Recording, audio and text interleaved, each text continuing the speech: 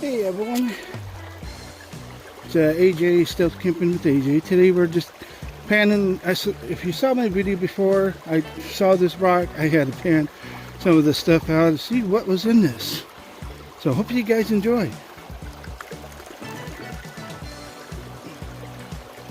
One of my hobbies is being a panner. And you never know what you might find.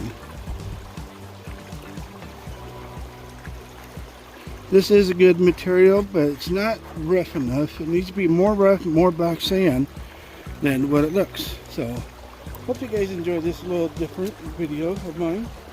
I'll see you guys in the next one. Later.